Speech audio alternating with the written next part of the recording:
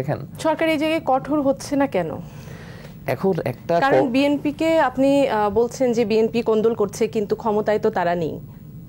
এখন একটা কথাবার্তা হচ্ছে যে কোন্দল করছে, আমি শুধু বিএনপিকেই বলতেছি না, আমি বলতেছি একটা সিংহভাগ ওদের অন্তকোন্দলের কারণে কিন্তু মৃত্যুর জন্য দায়ী। দেখেন এখানে যে একটা কথা, যে গতকালকে আরেকটি ইনসিডেন্ট শুনলেন যে একটা বিএনপি অফিসে ভাড়া চাওয়ার কারণে পিঠে একটা মানুষকে মারা ফেলছে, যে এই যে দুঃখজনক ব্যাপারগুলো, এগুলার সবচেয়ে একটা বড় কারণ কি দেখেন, আমাদের প্রশাসন বা আমাদের রাষ্ট্রযন্ত্রগুলো কিন্তু খুবই হাইলি পলিটিক্যাল এন্টিটির কাছে ওদের হাত পা বাঁধা। দেখেন ওদের 17 বছরের যে অপচর্চা, আমি এটাকে অপচর্চাই বলবো, ওরা বারবারই কি চায়, ওরা দেখা যায় যে ওদের স্বতন্ত্রতা ওরা দেখাইতে পারে না।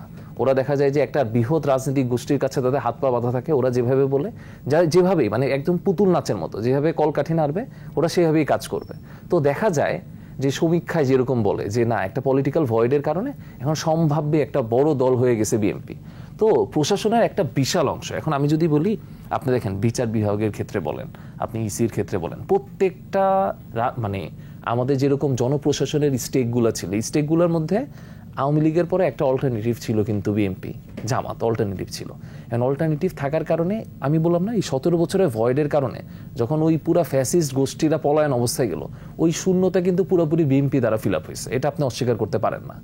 এই জন্য দেখা গেছে কি এখানে বিশাল রকমের, যদিও আমাদের খেতাব দেওয়া হয় আমাদের কিংস পার্টির, কিন্তু কিংস পার্টি টোটালি ফ্যাসিলিটিটা কিন্তু না না, আমাদের খেতাব দেওয়া হয়, আপনি আমার কথাটা একটু শুনবেন, খেতাব দেওয়া হয় কিংস পার্টির, কিন্তু কিংস পার্টির পুরো ফ্যাসিলিটিটাই কিন্তু আপনি দেখেন বিএনপির ক্ষেত্রে প্রত্যেকটা ইচ এন্ড এভরি পোর্শনে তারা ভোগ করতেছে। আপনি দেখেন তাদের একজন নেতাকর্মীকে যদি থানায় নিয়ে আসা হয়, ওরা থানা ভেঙে চুরে নেতাকর্মীদের উদ্ধার করতেছে। এখানে সমস্যাটা হচ্ছে কোন জায়গায়? সমস্যাটা হচ্ছে দেখেন এই পুলিশ কিন্তু দৃঢ় হতে পারছে না কেন? 17 বছর দেখেন যত মানুষের গণমানুষের উপর এই জুলুম অত্যাচার, এটা কিন্তু একটা রাষ্ট্রযন্ত্রকে ইউজ করে করা হয়েছে, পুলিশকে ইউজ করে করা হয়েছে।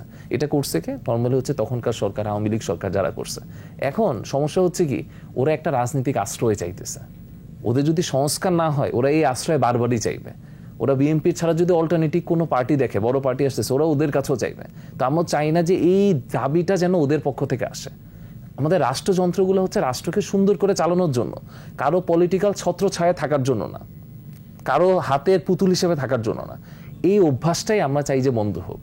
এই জন্যই কিন্তু আমরা সংস্কার চাই।